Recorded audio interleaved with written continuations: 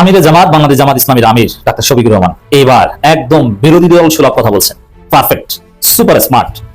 জামাত সুলভ কথা, শিবির সুলভ কথা, কোনো নরম কথা নয়। আমরা এটাই চেয়েছিলাম। জনগণের প্রত্যাশা পূরণ করতে পারছেন আমিরে জামাত। ঈদ মোবারক। তো আজকে ঈদের মতনই আরেকটা খুশির খবর নিয়ে আসছি। নৈতিক স্বীকারোক্তির পর্যায়ে চলে গেছে। আল্লাহ পাক কয়েকটা জিনিস দিছে, এর মধ্যে একটা কিন্তু অপমান বা গোলামি নয়, চোখের দিকে চোখ রেখে ঠিক এই কথাটাই বলে দিল। কিন্তু সবথেকে বড় ধামাকাটা হয়েছে আমাদের ঘরের কাছে। কিন্তু বিশ্বাস করুন, যা দেখছেন তা ওই হিমশৈলের চূড়া মাত্র। যে হাসিনা আমলে ইন্ডিয়া ছিল ড্রাইভিং সিটে, ঠেকা দিয়েছিল আমেরিকা, আর তারেক রেজিমে ড্রাইভিং সিটে আমেরিকা, ঠেকা দিয়ে আছে ইন্ডিয়া। বাংলাদেশের পরে দেখবেন খুবই কৌশলে একের পর এক ভারতীয় স্বার্থের পুনর্দখল। তারেক রহমানের অবর্তমানে অস্থায়ী প্রধানমন্ত্রী শিলং সালাউদ্দিন হবে। মির্জা ফখরুল না, কিন্তু সিগন্যাল ধরতে পারতেছেন হাসিনাকে ফিরানোর দরকার আছে ইন্ডিয়ার। জুলাই সনদের পক্ষে দেশের প্রায় 70% মানুষ হ্যাঁ ভোট দিয়ে নিজেদের রায় স্পষ্ট করেছে। সেই বিশাল জনমতের বিরুদ্ধে গিয়ে তিনি যেভাবে আইনি মার্কাচে পুরো বিষয়টিকে আটকে দেওয়ার বা সরকারের পক্ষে সাফাই গাওয়ার চেষ্টা করছেন, তার সাধারণ মানুষের মনে চরম হতাশা জন্ম দিয়েছে। সড়ক পরিবহন মন্ত্রী সংবাদ সম্মেলনে বললেন, বাড়তি ভাড়া নেওয়ার কোনো অভিযোগ পায় নাই। এমন কথাবার্তা যদি বলে তাহলে কোথায় যাবে? তারা লজ্জিত নাই, জাতি লজ্জিত। এই উল্টাপাল্টা কথা বলে সরকারের ভাবমূর্তি নষ্ট করতেছে যারা, তাদেরকে বহিষ্কার করাই উচিত।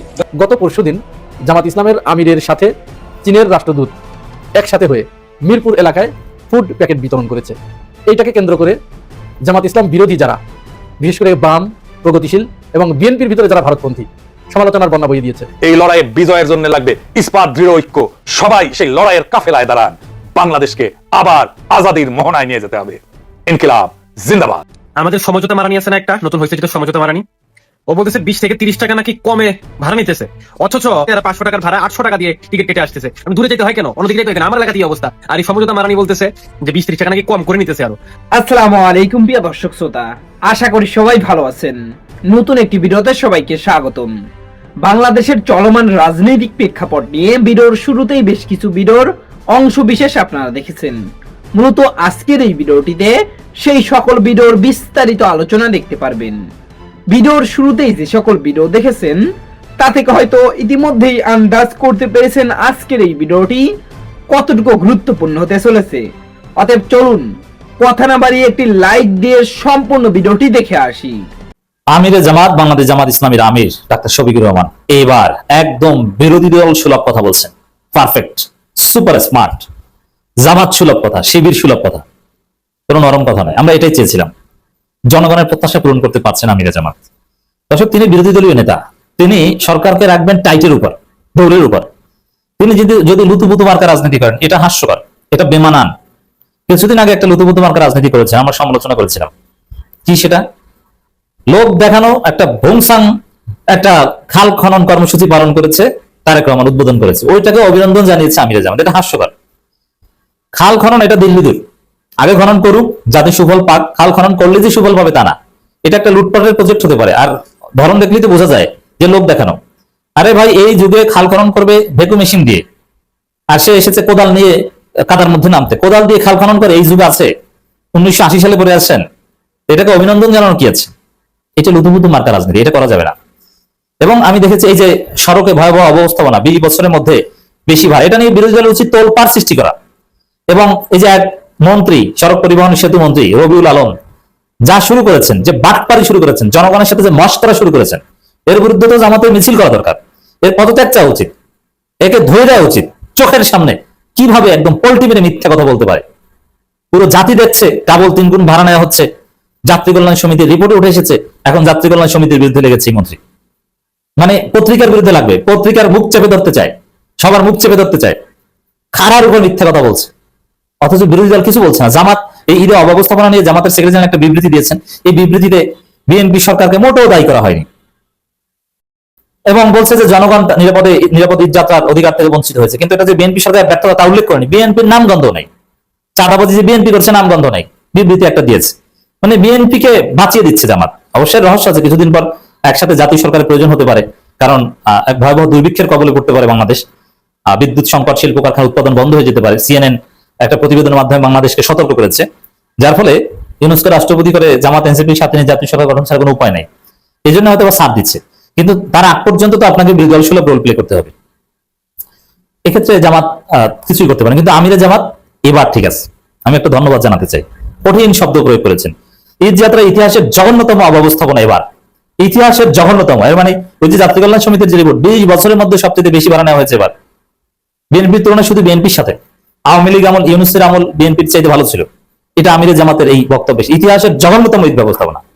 এটা কেন এতদিন বলেনি, এবার বলেছে। আমরা বলেছি, আমরা জামাতের প্রতিবেদনের, জামাতের যে স্টেটমেন্ট তার সমালোচনা করেছি, কিন্তু আমিরের জামাত এবার ঠিক আছে। এই শব্দই তো আমরা চাই, এটাই তো জনগণ চাই। ইতিহাসের জঘন্যতম ঈদ ব্যবস্থাপনা এবার। এই জঘন্যতম ঈদ ব্যবস্থাপনা কারা করেছে? বিএনপি সরকার করেছে। কোন সরকার? তারেক রহমানের সরকার। কোন মন্ত্রী? রবিউল আলম। একদম স্যাঁচা এক মন্ত্রী, ওবায়দুল কাদেরের চাইতে জঘন্য। আরেক কাউয়ার উপস্থিতি রাজনীতিতে। জনগণ বিরক্ত এবং জনগণ মুখের উপর জবাব দিচ্ছে। জিজ্ঞেস করছে বাসের ভিতরে ঢুকে যে কোনো সমস্যা আছে? জনগণ বলছে যে হ্যাঁ, আপনিই তো সমস্যা। বুঝতে পারছেন? জামাত এখানে নীরব কেন? এবার দেখেন আমিরে জামাত মুখ খুলেছে। ঈদ যাত্রায় এবার বড় ধরনের অব্যবস্থাপনা হয়েছে বলে দাবি করেছেন জামাত ইসলামের আমির শফিকুর রহমান। যাক, আমাদের জল্পনা কল্পনা অবসান ঘটেছে। আমিরে জামাত মুখ খুলেছেন, ইতিহাসের অন্যতম কঠোর শব্দ প্রয়োগ করেছেন। জামাতের আমির কঠোর শব্দ প্রয়োগ করেন না সহজে। একই সঙ্গে তিনি প্রশ্ন তুলেছেন, তাহলে কি বাংলাদেশ আবারও ফেসিবাদের কবলে পড়তে যাচ্ছে? হ্যাঁ, এটা কিন্তু জোরালো সমালোচনা। তো এই ধরনের শব্দ চয়ন করবেন কি করবেন না আমিরে জামাত, জল্পনা কল্পনা অবসান ঘটেছে। হ্যাঁ, পারফেক্ট শব্দ চয়ন করেছেন। নিজের ভেরিফাইড ফেসবুক পোস্টে একথা বলেন জামাতের আমির শফিকুর রহমান। লিখেছেন, ঈদে নারীর টানে ঘরে ফেরা লোকজনের উপর চরম জুলুম করা হচ্ছে। এই যে ইতিহাসের জঘন্যতম ব্যবস্থাপনা, ফেসিবাদের পদধ্বনি, চরম জুলুম। আমরা অবাক যে আমিরে জামাতের টনক নড়েছে। ঈদ উপলক্ষে শহর থেকে বিপুল সংখ্যক মানুষ আপনজনের সঙ্গে মিলেমিশে ঈদ করার জন্য এক বুক প্রত্যাশা ও আনন্দ নিয়ে সারা বছর ধরে অপেক্ষা করেন। তিনি লেখেন, ইতিহাসের জঘন্যতম অবস্থাপনা বাংলাদেশ এবার প্রত্যক্ষ করলো। এর দায় অবশ্যই সরকারকে নিতে হবে। জামাতের বিবৃতি দিত এর দায় সরকারকে নিতে হবে, এটা বলে নাই। তা আমিরে জামাত বলেছেন, এবার লাইনে এসেছেন। তো আমিরে জামাত তিনি যে পারেন, তিনি দেখিয়ে দিলেন জল্পনা কল্পনা অবসান ঘটিয়ে। কারণ সরকার গঠনের পর এই সংশ্লিষ্ট মন্ত্রণালয়ের দায়িত্বপ্রাপ্ত মন্ত্রী যে বক্তব্য দিয়েছেন, অবস্থানের মূল ভিত্তি এটাই। সংশ্লিষ্ট মন্ত্রণালয়ের দায়িত্বপ্রাপ্ত মন্ত্রী, হ্যাঁ, আমিরে জামাত একেবারে 100-তে 100 সুপার। আমি 100-তে 100 দিলাম, কিন্তু তারপরে একটু সমালোচনা করি। আমার শব্দ চয়নগুলো একদম মনমত হয়েছে। আমরা যেটা সমালোচনা করি, জামাতকে যেটা সংশোধনী দিই, সেটা এখানে পূরণ করা হয়েছে। কিন্তু সংশ্লিষ্ট মন্ত্রণালয়ের দায়িত্বপ্রাপ্ত মন্ত্রী, এই ধরনের শব্দ চয়ন বাদ দিতে হবে। এটা আওয়ামী লীগ আমল না যে নাম ধরে সমালোচনা করলে গুণ করা ভয় থাকবে। আপনাকে বলতে হবে সড়ক পরিবহন ও সেতু মন্ত্রী রবিউল আলম, স্পষ্ট নাম ধরে বলতে হবে। এইসব জমির প্রোনাউন ব্যবহার করা বাদ দেন। একটি দল, একটি মন্ত্রী, একজন মন্ত্রী, না, এগুলো বলা যাবে না। আমি স্পষ্টভাবে বলতে চাই, সড়ক পরিবহন ও সেতু মন্ত্রী রবিউল আলম তিনি দায়ী। তিনি এই যে ভয়াবহ অব্যবস্থাপনার ফলে যে লুটপাট এবং যে পরিমাণ অতিরিক্ত ভাড়া আদায়, প্রায় 150 কোটি টাকার মতো, এগুলোর অর্ধেকের বেশি ভাগ মনে হয় এই মন্ত্রী পাবেন। এই জন্য তিনি এই অব্যবস্থাপনাকে ডিফেন্ড করতে দিনব্যাপী মাঠ চষে বেড়াচ্ছেন। এই জন্য নাম বলতে হবে, মূল ভিত্তি এটি, দায়ী তিনি। অতএব এই মন্ত্রীকে দায়িত্ব নিতে হবে। তারেক রহমান উচিত তাকে সরিয়ে দেয়া, কারণ এই মন্ত্রী বিএনপিকে ডুবাবে। জামাত আমির লিখেছেন, অথচ জনগণকে বিভ্রান্ত করে বলা হয়েছে বাস মালিকরা স্বাভাবিক ভাড়া হচ্ছে, ঈদ যাত্রা কম ভাড়া নিচ্ছে, যা চরম মিথ্যাচার। এগুলো নিয়ে প্রচুর মিম বানাতে হবে, কার্টুন বানাতে হবে, এবং কিছুটা বানানো হচ্ছে যে বাস মালিকরা ভাড়া নিতে চাচ্ছে না, জোর করে ভাড়া দিচ্ছে জনগণ, এমন ভাবে করছে। অথচ 20 বছরের মধ্যে সবচেয়ে বেশি ভাড়া নেওয়া হচ্ছে। বাস মালিকরা স্বাভাবিক ভাড়ার চেয়ে ঈদ যাত্রায় কম ভাড়া নিচ্ছে, যা চরম মিথ্যাচার। তো শব্দ চয়নগুলো দেখেছেন? চরম মিথ্যাচার, চরম অব্যবস্থাপনা, চরম জুলুম, ইতিহাসে ভয়াবহতম অব্যবস্থাপনা, অসাধারণ শব্দ, চরম মিথ্যাচার। শফিকুর রহমান লিখেছেন, জনগণের এই দুঃখ এবং আফসোস দেখবে কে? তাহলে কি প্রিয় বাংলাদেশ আবার ফেসিবাদের কবরে পড়তে? হ্যাঁ, ফেসিবাদী মন্ত্রীরা যেরকম রাস্তায় নেমে ফাটাকেস্টগিরি করতো এবং চাপাবাজি করতো, এই মন্ত্রীরা এখন ওইরকম ফাটাকেস্টগিরি করছে এবং চাপাবাজি করছে, সত্যকে ধামাচাপা দিচ্ছে। এখন প্রশ্ন হতে পারে যে সড়ক ঈদ ব্যবস্থাপনার সাথে ফেসিবাদের সম্পর্ক কি? এটা তো থাকার কথা না। হ্যাঁ, আছে। এই যে সত্যকে গোপন করতে যাচ্ছে, সত্যকে লুকায়িত করতে যাচ্ছে, মিথ্যা দিয়ে সত্যকে চাপা দিতে চাওয়া এবং মিডিয়ায় যাতে প্রকাশ না পায় সেরকম ব্যবস্থা করার চেষ্টা করা, এটি হচ্ছে ফেসিবাদ। ফেসিবাদ মানে শুধু জনগণের উপর নির্যাতন নয়, সত্যকে চাপা দেওয়া, মানুষের সব তথ্য গোপন করা, এগুলোই হচ্ছে ফেসিবাদ। তাহলে কি প্রিয় বাংলাদেশ আবার ফেসিবাদের কবলে পড়তে যাচ্ছে? কেউ ফেসিবাদ কায়েম করতে চাইলে তাদের জন্য দুঃসংবাদ, জেগে উঠে যুব সমাজে জনগণ তা বরদাস্ত করবে না। সতর্ক করে জামাত আমির লিখেছেন, অতএব সময় থাকতে সাবধান হওয়া দরকার, অন্যথায় বিপর্যয় সৃষ্টিকারীদের এই ব্যবস্থা দায় বহন করতে হবে। আমিরে জামাত অবশেষে তার রূপ দেখিয়ে দিলেন যে তিনি পারেন। গত পরশুদিন জামাত ইসলামের আমিরের সাথে চীনের রাষ্ট্রদূত একসাথে হয়ে মিরপুর এলাকায় ফুড প্যাকেট বিতরণ করেছে। এইটাকে কেন্দ্র করে জামাত ইসলাম বিরোধী যারা, বিশেষ করে বাম, প্রগতিশীল এবং বিএনপির ভিতরে যারা ভারতপন্থী, সমালোচনার বন্যা বইয়ে দিয়েছে। সিম্পল একটা বিষয়, এটা নিয়ে এরকম সমালোচনার কারণ কি? প্রশ্ন আসা স্বাভাবিক না? আমি এই প্রশ্নের জবাব দিব, তার আগে আপনাদের একটা গল্পের মাধ্যমে চলুন বোঝার চেষ্টা করি। গল্পটা হচ্ছে এরকম, আমাদের এলাকায় একজন মুরব্বী, উনি সারা জীবন তাস পাশা জুয়া এগুলো খেলতো। বাড়িতে তার 7-8টা ছেলে মেয়ে, এগুলোর কখনো কোনো খোঁজ খবর নিত না। উনি সকালবেলা ঘুম থেকে উঠে জুয়া খেলতে বের হয়ে যেতেন, তাস খেলতে বের হয়ে যেতেন। খেলে খেলে সারাদিন পর সন্ধ্যার আগ মুহূর্তে যখন বাড়িতে ঢুকতেন, তখন তার মনের ভিতরে একটা চিন্তা উদয় হতো যে এই যে সারাদিন এত অপকর্ম করলাম, বাড়িতে তো 7-8টা ছেলে মেয়ে নিয়ে আমার স্ত্রী, সে তো কি করছে, তাহলে এখন বাড়িতে যাওয়ার পরে স্ত্রীর পক্ষ থেকে হয়তো একটু রাগারাগি হতে পারে। এই চিন্তা করে উনি ওই বাড়ির ভিতরে যখন ঢুকতেন, ঢুকার শুরুতেই তিনি মহা হই হাঙ্গামা শুরু করতেন। স্ত্রীকে গালিগালাজ, ছেলে মেয়েকে যেটা কাছে পেতেন আগে এক থাপ্পড় দিতেন, এই এইটা এখানে কেন, ওইটা ওখানে কেন, মানে ইত্যাদি ইত্যাদি, যেরকম সরগোল শুরু করে দিত। উনার ওই হাম্পাই ডাম্পাই দেখে উনি ওটা ভুলে যেতেন। আমাদের বর্তমান এই বিএনপি পন্থী যে সমস্ত অ্যাক্টিভিস্ট, যে সমস্ত মিডিয়া আছে, এদের অবস্থাটা ঠিক এরকম হয়েছে। জামাত ইসলামের এই সিম্পল বিষয়টাকে নিয়ে তারা এত হই হাঙ্গামা করেছে এবং জামাতকে একটা ফ্রেমিং করার চেষ্টা করছে মুনাফেক। এটা কিন্তু মাথায় রাখবেন আপনারা, নতুন একটা ফ্রেমিং এটা। যদিও মুনাফিকি কাকে বলে তারা নিজেরা মুনাফেক বানানো করতে জানে না, মুনাফেক শব্দের অর্থ কি তাও জানে না, কিন্তু তারা জামাতকে মুনাফেক ফ্রেমিং এ আবদ্ধ করার একটা চেষ্টা তারা করে যাচ্ছে। আমরা জানি মুনাফেক যারা কথা দিয়ে কথা রাখে না, যারা ওয়াদা দিয়ে ওয়াদা খেলাপ করে, এদেরকে মুনাফেকের আলামত 3টা, এদেরকে মুনাফেক বলে। তো এই বিষয়গুলো আমরা তো বরং উল্টা যারা এই কথা গুলো বলছে তাদের ভিতরে আমরা দেখছি, কিন্তু তারা জামাতকে কেন এইভাবে বেশিং করার চেষ্টা করছে, এইটা বুঝতে হলে আগে তাদের মুখে যে চুনকালি পড়েছে, তারা যেটা বলছে যে তারা চীনের ফুড প্যাককে হাইজ্যাক করে জামাতের নামে চালিয়েছে। অথচ আপনারা দেখেছেন যখন যারা এটা পেয়েছে, তারা যখন এটি মাথায় করে নিয়ে যাচ্ছে, সেখানে প্রত্যেকটা প্যাকেটের উপরে কিন্তু সরাসরি একেবারে চীনের কোথায় লেখা আছে, চীনা ভাষায় লেখা আছে। এবং এর পরেও জামাত আমির যখন চীনা রাষ্ট্রদূতকে সাথে করে তার সামনে যখন বক্তব্য দিলেন, তার বক্তব্যটা একটু শুনুন। এটা পরিপূর্ণভাবে চীনের অর্থায়নে বাংলাদেশের জন্য উপহার। এখানে বাংলাদেশের 1টি টাকাও নাই, পুরাটাই চীনের। কিন্তু বিগত ফ্যাসিস্ট আমলে আমাদের এই বন্ধুত্বের নিদর্শনটা হাইজ্যাক হয়ে গিয়েছিল। আমি এই জন্য ধন্যবাদ জানাই আন্তরিকভাবে প্রিয় বন্ধু চায়নার সম্মানিত রাষ্ট্রদূত ইয়াও বেনকে।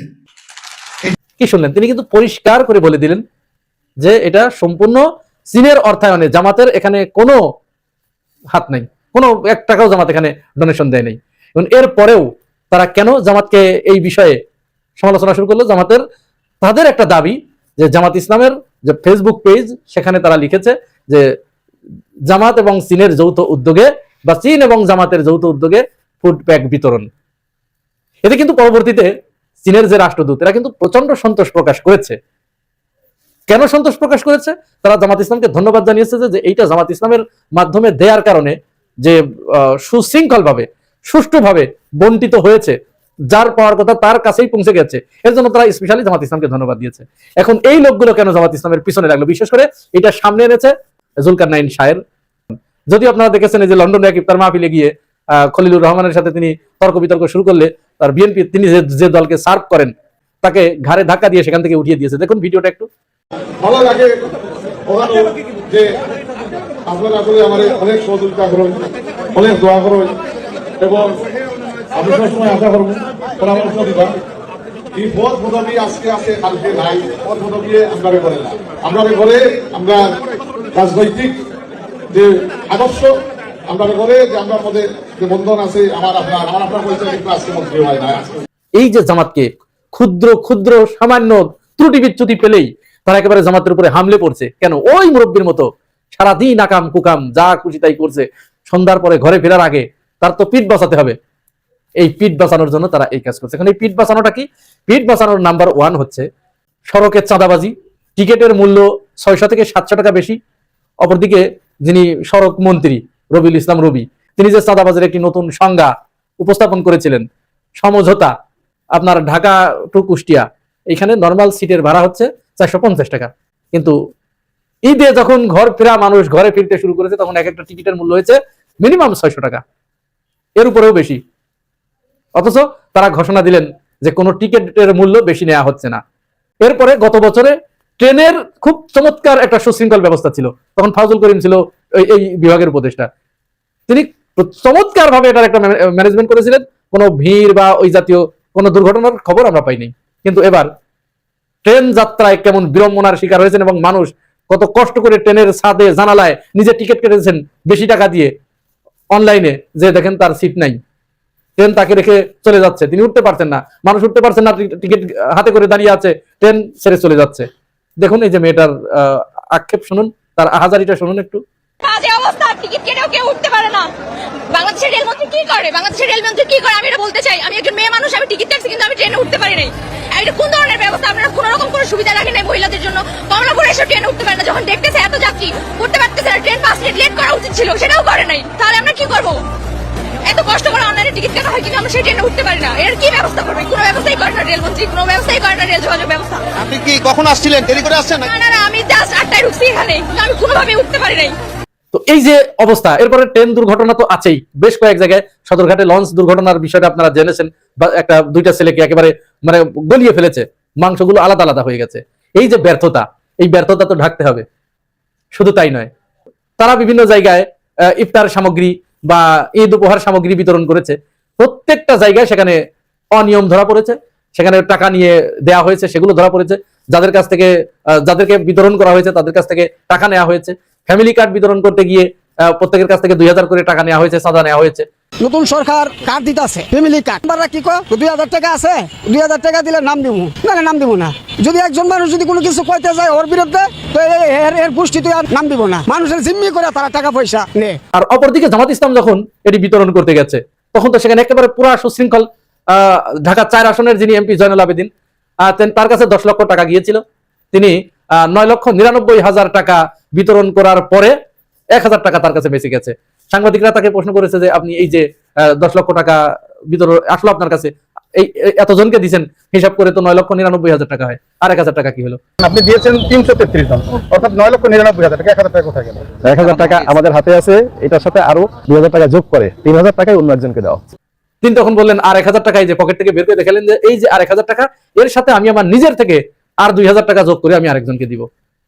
এই যে জবাব, এইগুলোর কোনো প্রশংসা করা তো দূরের কথা, তারা তাদের অপকর্মগুলো ঢাকার জন্য তারা যে অনিয়ম দুর্নীতি করেছে, এই যে সমস্ত অব্যবস্থাপনা, সমস্ত জায়গায় যে তাদের এই অনিয়ম উশৃঙ্খলতা, এইগুলো ঢাকার জন্য, মানুষের দৃষ্টিকে অন্যদিকে ফেরানোর জন্য এবার তারা জামাতের ওই ছোট ছোট ছোট ছোট কোথায় কি লিখলো কি না লিখলো ওইগুলো নিয়ে তারা বাজার গরম করা শুরু করে দিল। আর তাদের হাতে যেহেতু মিডিয়া আছে, জামাত ইসলামকে বারবার বলেছি আমরা যে ভাই জামাত ইসলাম তোমরা পোং মারা খাবা এই মিডিয়ার কারণে, কারণ এদেশের কোনো মিডিয়া চাইবে না কখনোই তোমরা ভালো কাজ করো। তোমরা যত ভালো কাজ করবা তত ওদের ব্যবসা বন্ধ হয়ে যাবে, তো কেউ তার ব্যবসা বন্ধ হতে দিতে চায়? সুতরাং সুযোগ পেলে এইরকম মানে যত ভালো কাজই তোমরা করো ভাই, তোমাদের ক্ষুদ্র ক্ষুদ্র কোনো ভুল এরা একসাথে সবাই মিলে হামলে পড়বে তোমাদের উপরে। যত ভালো কাজই করো, সমস্ত ভালো কাজ একেবারে মাঠে মারা যাবে। কারণ এই রাষ্ট্র, এই এস্টাবলিশমেন্ট, এই মিডিয়া, এদেশের রাজনীতিবিদরা, এরা ভালো, এদের কোনো দরকার নাই। তো ভালো হলেই এদের লস, এদের ব্যবসায় ভরাডুবি ঘটবে। সুতরাং সাধু সাবধান, এখনো সময় আছে। কি করবেন ভালো করে চিন্তা ভাবনা করুন। আমি আশা করছি সম্পূর্ণ ভিডিওটি দেখেছেন এবং এই ভিডিওর সাপেক্ষে আপনার কি মতামত সেটা অবশ্যই কমেন্ট বক্সে জানিয়ে যাবেন। ভিডিওটি ভালো লেগে থাকলে শেয়ার করতে ভুলবেন না। আমাদের এই চ্যানেলে নতুন হয়ে থাকলে চ্যানেলটি সাবস্ক্রাইব করে চ্যানেলের পাশে থাকবেন। আর যারা ইতিমধ্যেই চ্যানেলটি সাবস্ক্রাইব করেছেন তাদেরকে অসংখ্য ধন্যবাদ।